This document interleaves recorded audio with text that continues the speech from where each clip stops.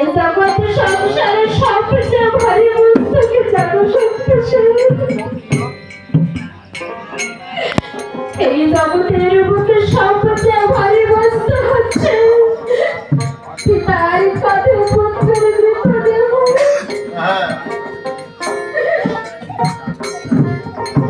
আর এইটাই যে তোমার উপযুক্ত স্থান, তুমি এর কাছে গিয়ে থাকবে। খণ্ড হচ্ছে প্রথম খণ্ডের থাকার জায়গাটা তুমি দেখিয়ে দিয়েছ, এবার তুমি আমার থাকার জায়গাটাও দেখে দাও না প্রভু। তারা রামচন্দ্র এবার দ্বিতীয় খণ্ডকে বলেছে,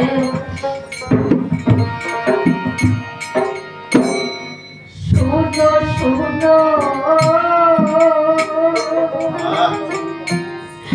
দ্বিতীয় খণ্ড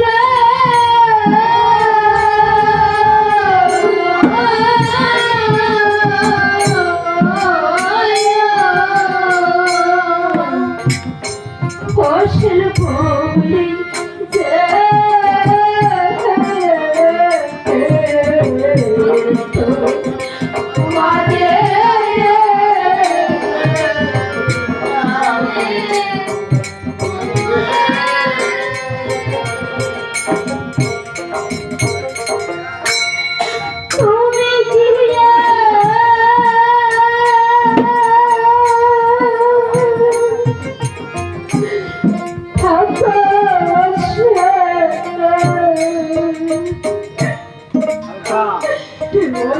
ভাই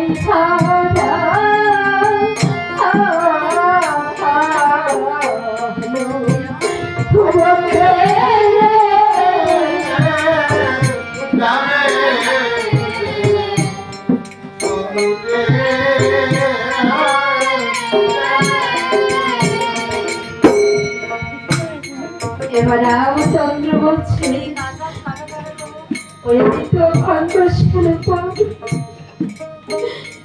এই জগতের বুকে, এই জগতের বুকে যে ব্যক্তি আমার ভয় লক্ষণের মতো ভয়কে হারিয়েছে, ওই সবশেষে তুমি তারই পক্ষে যে থাকবে, এইটাই যে তোমার উপযুক্ত একটা স্থান। তুমি দ্বিতীয় খণ্ড ছেড়ে পাও এই সংসারে, এই সংসারে যার ভাই নেই সেই একমাত্র জানে যে ভাই কারণ থেকে যন্ত্রণা। তুমি তো বুঝবে না, যার ভয় হারিয়েছে সেই বুঝবে। তাই বলছি এইটাই যে তোমার উপযুক্ত একটা স্থান। এবার রামচন্দ্র আমার দ্বিতীয় খণ্ডকে বলেছে, শোনো শোনো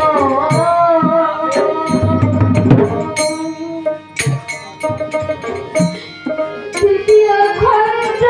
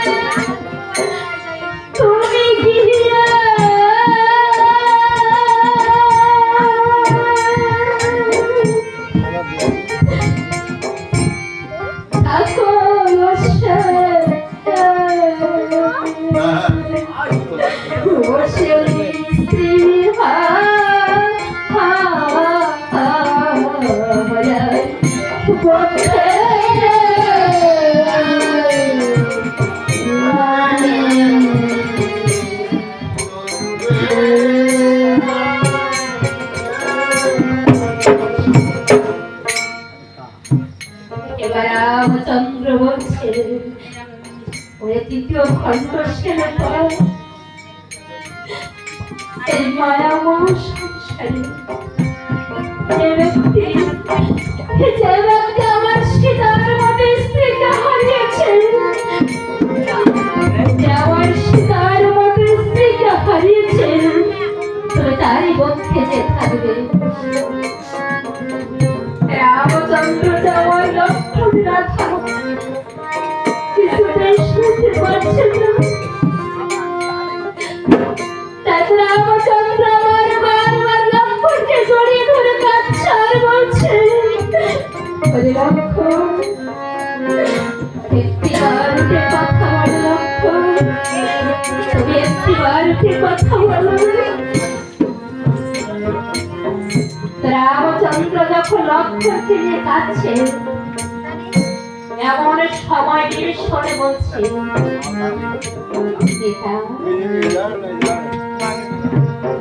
এই লক্ষণটা সুস্থ করতে হলে আগে আমাদের লঙ্কা থেকে সুষেণ বৈদ্যকে আনতে হবে। রামচন্দ্র আমার হনুমানকে বলছে, হনুমান তুমি যাও, তুমি লঙ্কা খাবে যে সুষেণ বৈদ্যকে নিয়ে এসো।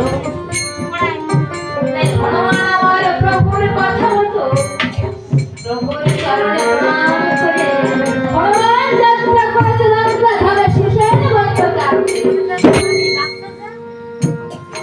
হনুমান আমার লঙ্কা খাবে যে সুষেণ বৈদ্যের কাছে গিয়ে বলছে, সুষেণ বৈদ্যের কাছে গিয়ে বলছে, বৈদ্যরাজ আমার প্রভুর ভাইয়ের জীবন যে সংশয়, তাই আপনাকে এক্ষুনি আমার প্রভুর নিকটে যেতে হবে। ভগবান আমার সুষেণ বৈদ্যকে সাথে করে প্রভুর নিকটে উপস্থিত হয়েছে। প্রভুর নিকটে এসে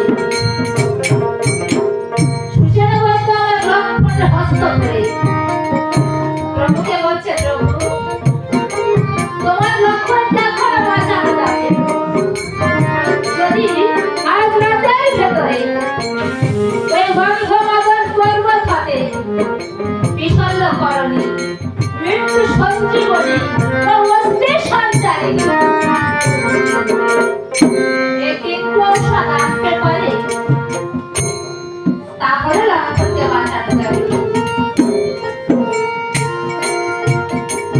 রামচন্দ্র বলছে,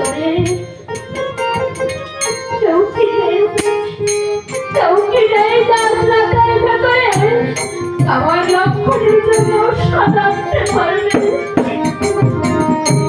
এবার রামচন্দ্র হনুমানকে বলছে, হনুমান হনুমান তুমি কি পারবে না, তুমি কি পারবে না দশ রাজারের ভেতরে ওই গন্ধমাদন পূর্বত সদান্তে। হনুমান তুমি যে আমার একমাত্র বিপদ আপদের সাথে, এই বিপদের দিনে তুমি ছাড়া গান আমার কেউ হয়ে যায়। তাই বলছি ভগবান তুমি কি পারবে। এবার হনুমান কর্ণরে বলছে, দয়াময় তোমার আশীর্বাদ পেলে, তোমার আশীর্বাদ পেলে তোমার হনুমান যে সবই কিছু করতে পারে, সকল অসম্ভবকে সম্ভব করতে পারে। শুধু তুমি আমাকে আশীর্বাদ করো প্রভু।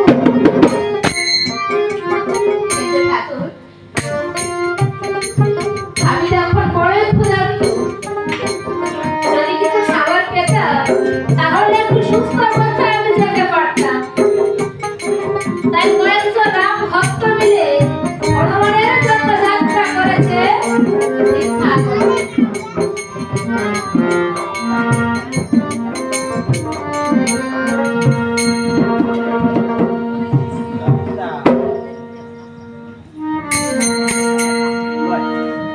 ওরে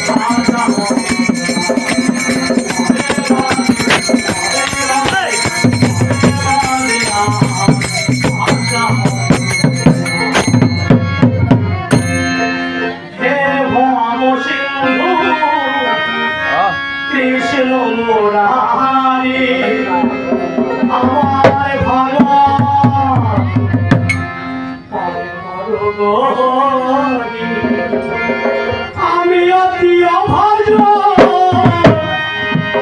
জানি না ভজন সাধন আমি অতি অভাজ জানি না ভজন সাধন নিজ গুণে কৃপা করো পারেরও কালদারি হে ভবসী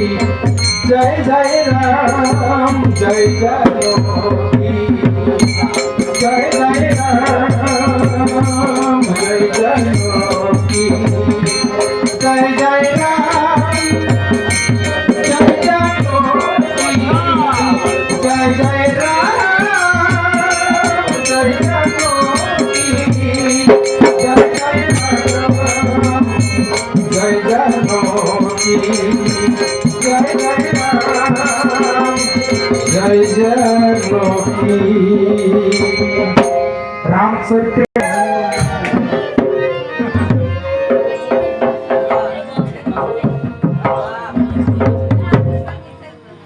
এবার হনুমান আমার সেবা সম্পন্ন করে প্রভুর চরণে প্রণাম করে হনুমান যাত্রা করেছে এবং মহাধর পর্বতে। হনুমান যাত্রা করেছে বন্ধমাদরে, কিন্তু হনুমান লঙ্কার উপর দিয়ে যাচ্ছে। হনুমান বন্ধমাদরে যাচ্ছে লঙ্কার উপর দিয়ে। হনুমান যখন লঙ্কার উপর দিয়ে যাচ্ছে, এদিকে রাজা দর্শন পাত্রমিত্র বরযাত্রী নিয়ে সভা করে এক স্থানে বসে আছে। হঠাৎ করে হনুমানের যাওয়ার শব্দ শুনতে ব্যবস্থার পাত্রমিত্র বরযাত্রীকে বলছে, পাত্রমিত্রগণ, তোমরা কি কিছু শুনতে পাচ্ছ?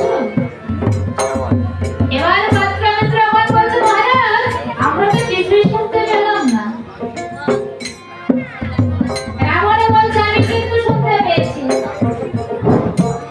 ওই ওদের মাঝে ঘর করা আছে না, ওই যাচ্ছে লক্ষণের জন্য ঔষধ আনতে।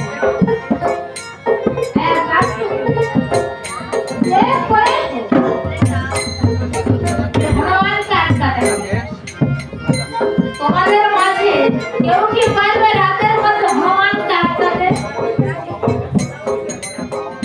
এবারে পাত্রমিত্রগণ বলছে, মহারাজ, একজনই পারবে।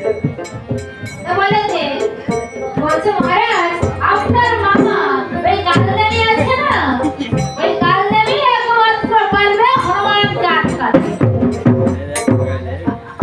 এবার রাবণে বলছে, হ্যাঁ, ঠিকই হয়েছে, একমাত্র আমার মামাই পারে হনুমানকে আটকাতে।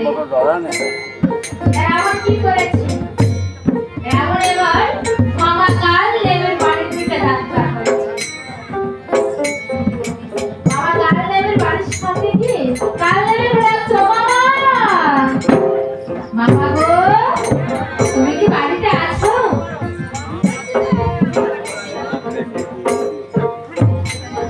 এবার কালদেবী রাবণ আসতে দেখে ঘরের ভেতরে যে তার স্ত্রীকে বলছে,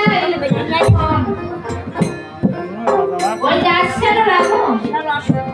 রাবণ এসে যদি আমার কথা জিজ্ঞাসা করে, তুই যদি তোর শীতের সিঁদুরটুকু বজায় রাখতে চাস, তাহলে রাবণ এলে বলবি যে আমাদের উনি এখন বাড়িতে।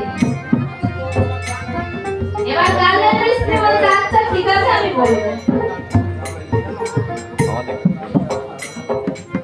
এদিকে রাবণ আবার ডাকছে, মামা, তুমি কি বাড়িতে আছো? এবার কালদেবীর স্ত্রী বাইরে এসে বলছে, হ্যাঁ গো, কে গো তুমি? আমাদের উনি আমাকে ঘর থেকে বলে দিয়েছে না যে আমাদের উনি এখন বাড়িতে নেই।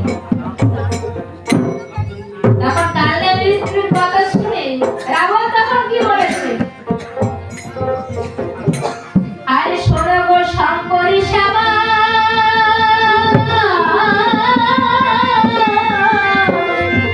কোথায় কালদেবী মা? ও মামা, তুমি আমার মিত্র হিতকারী,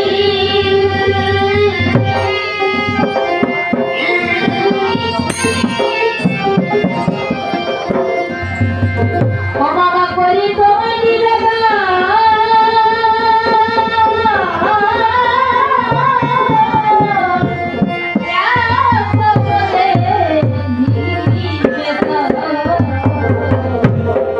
আর তারা যাও সে তুমি গন্ধমাদন গিরি।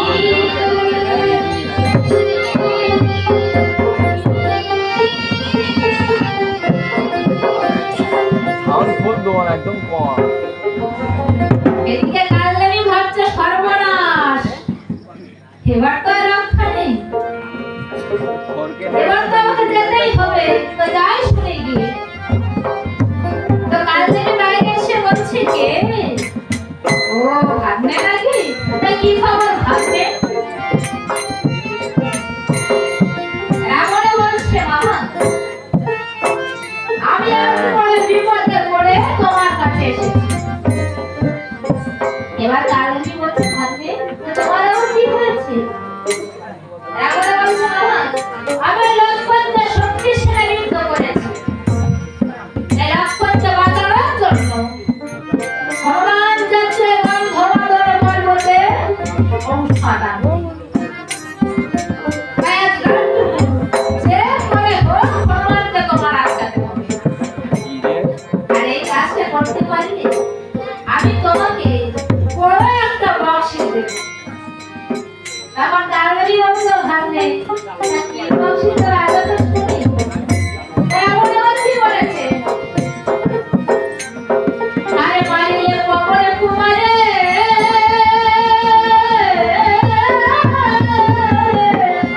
রাজ্যের অর্থে দেব তোমারে।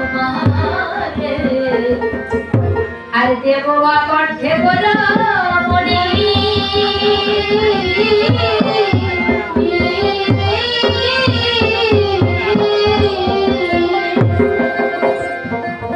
রাবণ বলছে মামা আমার এই কাজটা করতে পারলে আমি আমার অর্ধেক রাজ্য সহ অর্ধেক রাবণের ভাগ দিয়ে দেব। এবার কালদেবী মনে মনে ভাবছে তাই তো? এ তো দেখছি না চাইতে আমি পুরোটাই পেয়ে গেছি।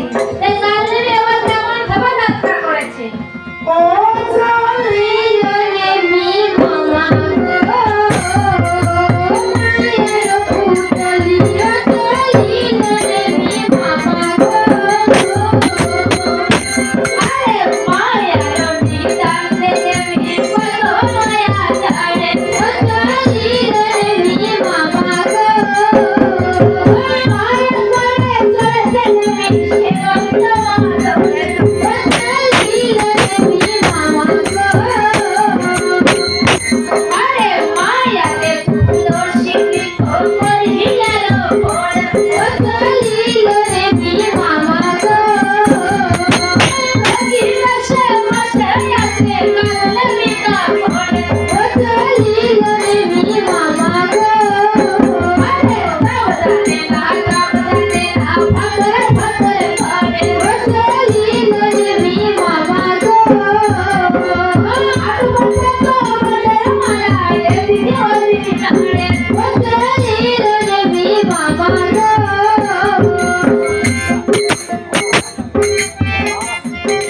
বলো মানে একটা মোটা বলো। এবার কালদেবী কি করেছে? কালদেবী ওই গন্ধমাদন পর্বতে যে এক যোগরূপ ধারণ করে বসে আছে। এদিকে হনুমান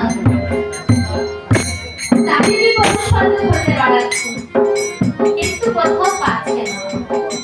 হনুমান যখন ঔষধ কোথাও পাচ্ছে না, এমন সময় দেখে এক জটাজুট যোগীবর ধ্যানে বসে আছে।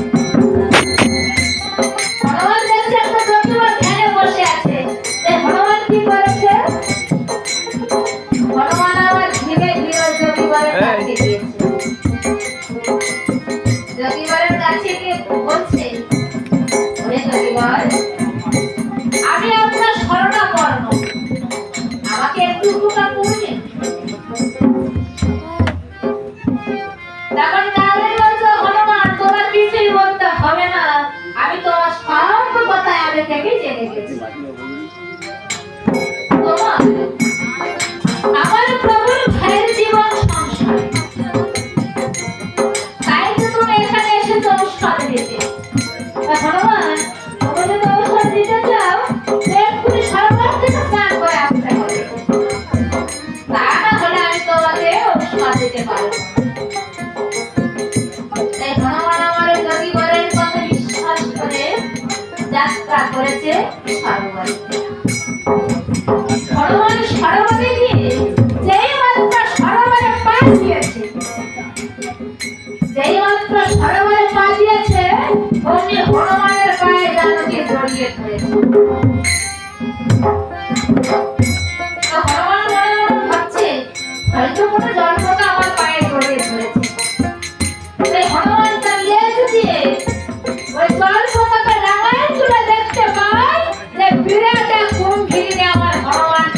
এসেছে। তখন হনুমান পুনরায় কি করেছে? আরে আস্তে আস্তে করেছে বড় কইলেছে বিপদ হলো। লেচি দিয়ে কুম্ভীরিতে কাড়ায় ততক্ষণ লীলনে মামা গো। আরে লেজকে কাড়ায় তারে শুনতে খাড়ায় কত লীলনে মামা গো। কুম্ভীরি ভাবে বুঝি ছাইতে চলে তাই কত লীলনে মামা গো।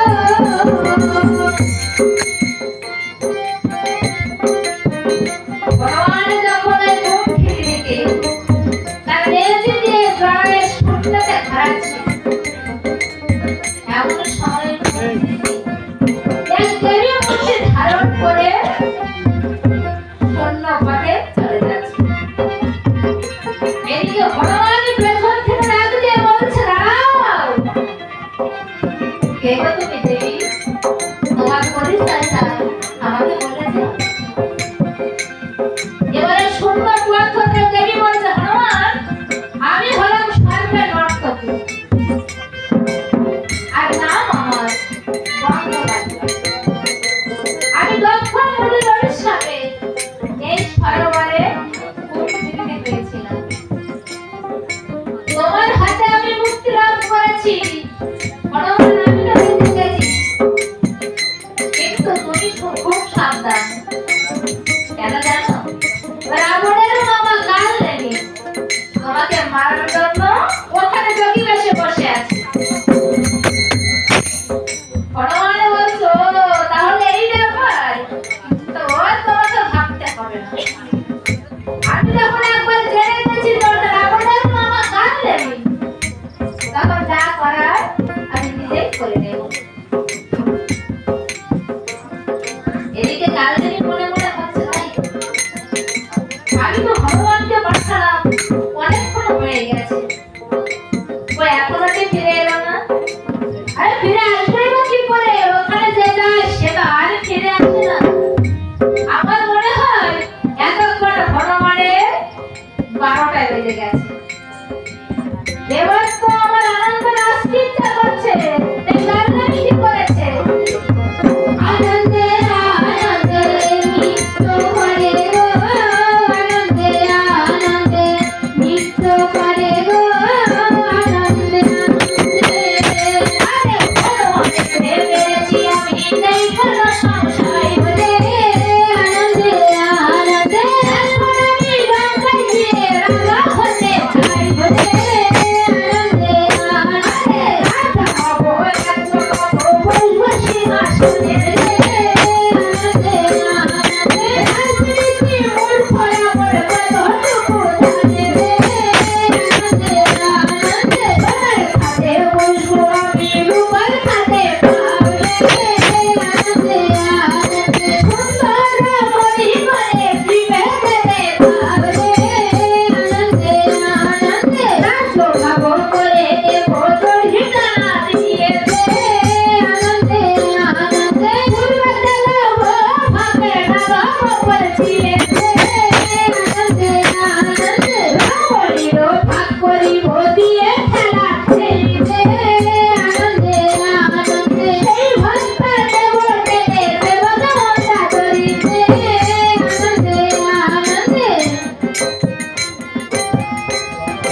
কালদেবী বলছে যে রমণীর ভাগ করিব দিয়ে খেলা খেলি, সেই ভাগটা আমি নেব যে ভাগে মন্দা করি।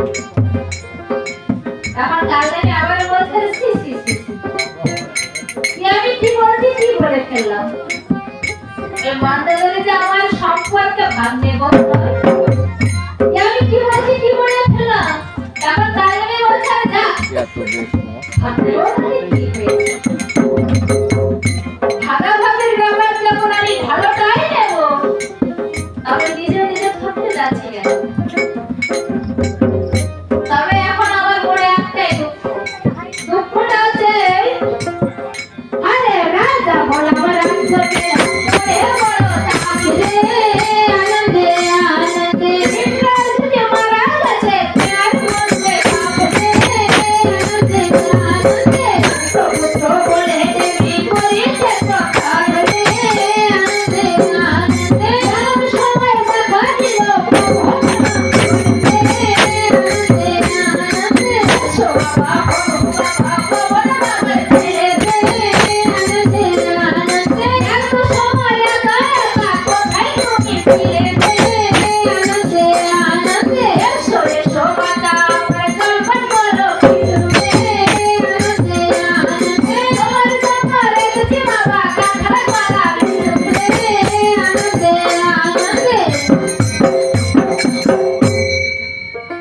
এবার হঠাৎ করে হনুমানকে দেখে কালদেবীটা একেবারে হতভম্ব হয়ে গেছে। কালদেবী মনে করে ভাবছেন, এ কি, আমি ঠিক যেটা ভাবলাম ঠিক তার উল্টোটাই হলো। তারপর এবার কালদেবীর কথা শুনে হনুমান বলছে, আমি যোগীবর, খাওয়ার আমার ইচ্ছা ছিল, কিন্তু এখন তো আমি আর খেতে পারবো না। বলে কেন খেতে পারবে না কেন? তখন হনুমান বলছিল, যোগীবর, এই তো একটু আগে তো আপনি বললেন যে আপনার কাছে ছেলে মারা গেছে। আপনার আমি একটা শুভ কাজে এসে আপনার যা খাবার কেমন করে খাই বলুন তো। তখন কালকে বলছে, আরে ওসব কিছু নয়, আসলে তুমি তো আমার ছেলের মতো, অনেক ভোর তোমাকে না দেখতে পেয়ে আমি অমন করে কাঁদছি, আমার ছেলে মারা যায়। এসো বাবা, এবার আমরা কিছু জলপান করি, তারপর আমি তোমার সব ব্যবস্থা করে দেবো। তারপর কালকে হনুমান বলছে, আপনাকে কষ্ট করে কিছুই করতে হবে, আপনি আমার জন্য অনেক কিছু করেছেন, এবার যা করার আমি নিজে নিজে করে নেব। হনুমান এবার কি করেছে, আরে আস্তে আস্তে করেছে, বলেছে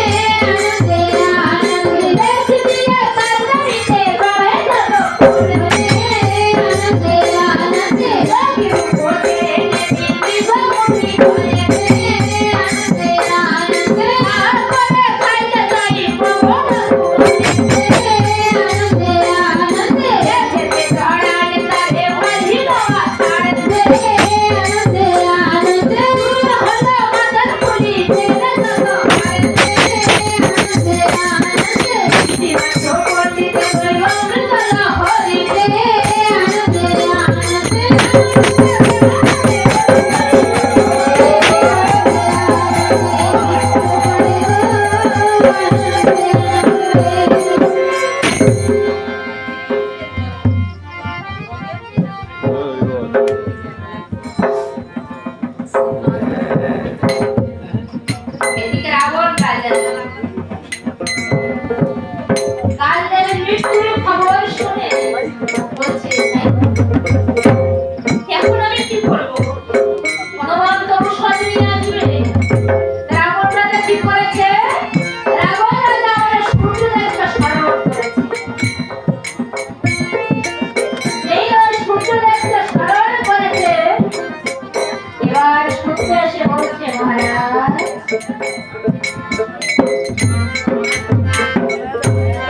আমাকে আপনি কি জন্য স্মরণ করেছেন? এবার আমাদের বলছে, দেখো সূর্য, তোমাকে এক্ষুনি ওই উদয় দিতে যে উদয় হতে হবে। এবার সূর্য বলছে, কি মহারাজ, এখন তো সবে মাত্র রাত্র 2 প্রহর, এখন আমি কেমন করে উদয় হব? রাবণ বলছে, সেটা আমি জানি না, সেটা আমার আদেশ তোমাকে পালন করতে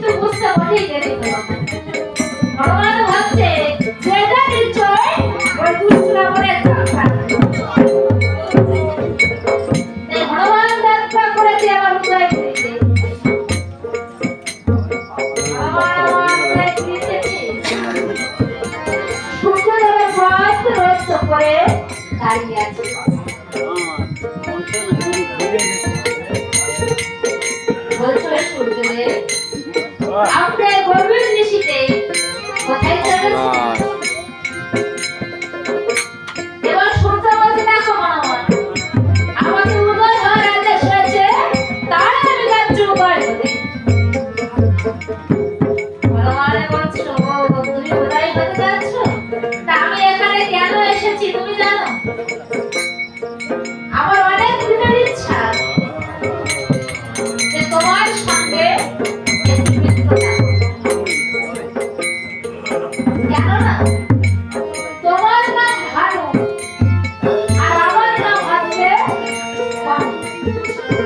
দেখো তো নামের সঙ্গে কত সুন্দর একটা মিল রয়েছে তাই তুমি কি আমার ইচ্ছাটাকে পূরণ করবে না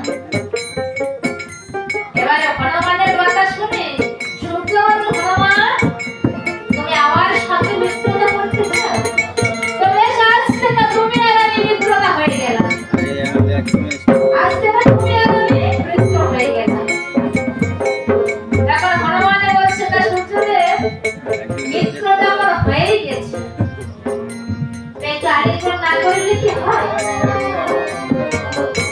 সে হনুমান ভানু যেই মাত্র কড়াকড়ি করতে গেছে এবারে হনুমানের সূর্যদেবকে ধরে তার কানের ভেতর ঢুকে দিয়ে বলছে এই ঘর থেকে একবার উদয় হও আর একবার আসতে যাও হনুমান এবার সূর্যদেবকে তার কানের ভেতরে বন্দি করে ফিরে এসেছে গন্ধমাদন পর্বতে হনুমান গন্ধমাদন পর্বতে এসছে বলছে তাই হে ঔষধ আমি কোথায় পাবো দেবা আমাকে ছিনিয়ে দেবে আমাকে যে ছিনিয়ে দেবে তেমন তো কাউকে আমি পাচ্ছি না এই হনুমান আমার নিরুপায় হয়ে ওই পর্বত ধরে এমন একটা মেরেছে যে গোড়া সব পর্বত হনুমানের মাথায় উঠে এসেছে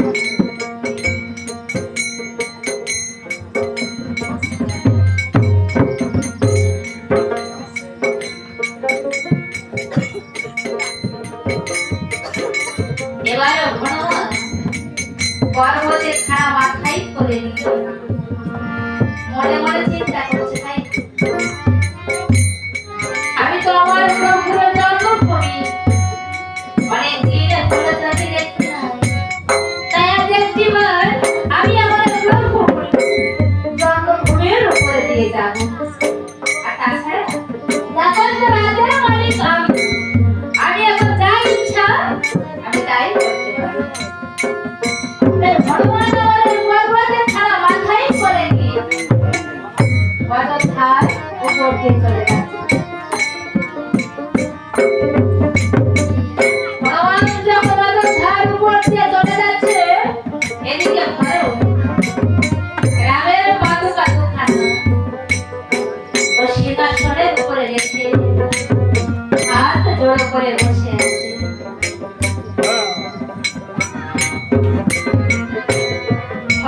হঠাৎ করে বুঝতে পারে যে ঝড়ের বদলে কে যেন এদিকে এগিয়ে আসছে তাই ঝড়ের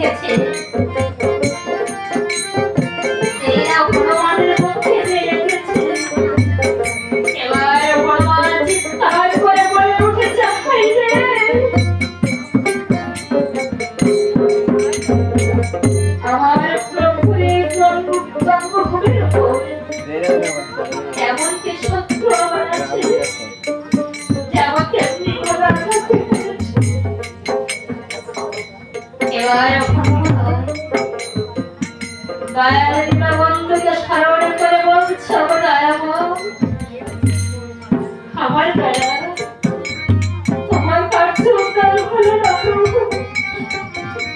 আরে লক্ষণের বাকি উপায় হবে তাই বলছি প্রভু আমার এই বিপদ থেকে রক্ষা করো প্রভু, আমার এই বিপদ থেকে তুমি রক্ষা করো। অনেক ঘামে কি বলতো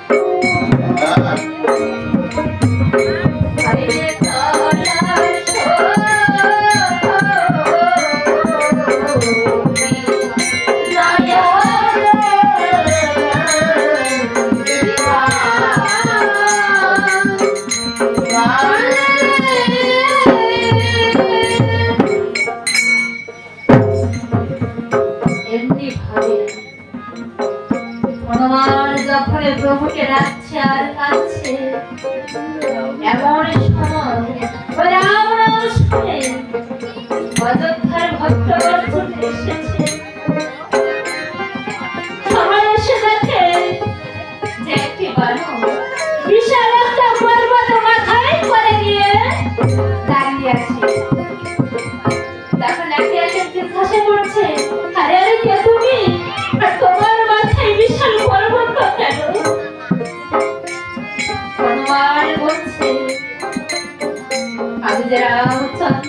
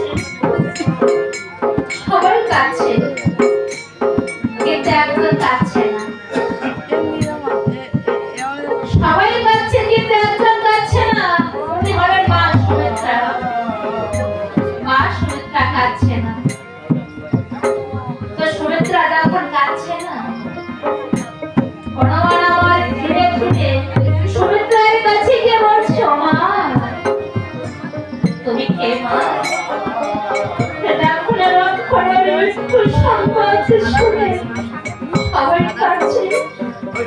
কিন্তু তুমি তো কাঁদছো না। তুমি কে? তুমি কি রাক্ষসের কেউ না? তারপরে সুমিত্রা বলছে, হনুমান, যে জানতে চাস আমি কে? তাহলে শোন আমি কে। সুমিত্রা এবার কি বলেছে?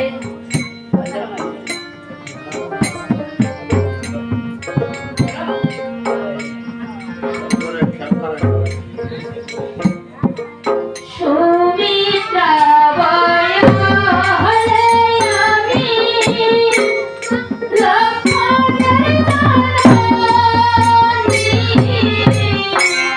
বলো বলো কেমন আছে আমার রাবণ ভূপতি।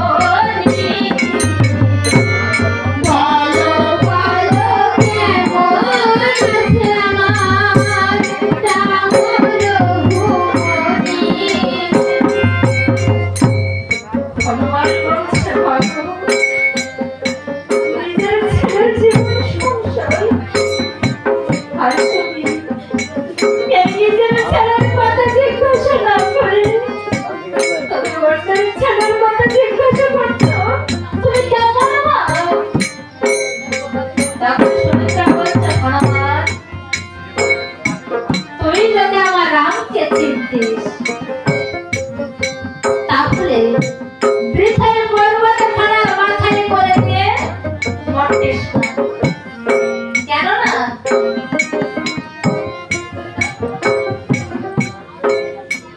এমন সদা আছে আমার রামের চরণে, এমন সদ থাকতে লক্ষণ মরিবে কেমনে। কেমন সদ থাকতে লক্ষণ মরিবে কেমনে।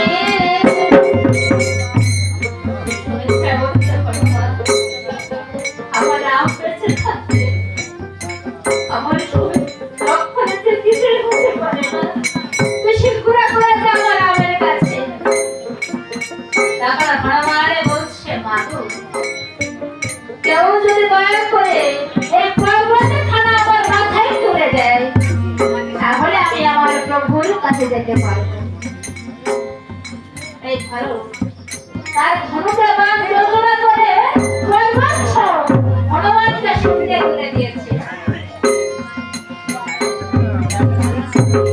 এবার হনুমান আমার পর্বত নিয়ে প্রভুর নিকটে উপস্থিত হয়েছে। প্রভুর নিকটে এসে হনুমান পর্বত রেখে প্রভু প্রণাম করেছে। প্রভু প্রণাম করে বলছে, রায়ময়, আমি তো ওর সাথে চিনি না, আমি তো ওর সাথে জানি না, তার পর্বতে খানা মাথায় করে আনতে আমি বাধ্য হয়েছি। এবার সুসে বলল, পর্বতের উপরে যে ঔষধ তৈরি করে হচ্ছে প্রভু, ঔষধ প্রস্তুত করতে হবে। একটা দিন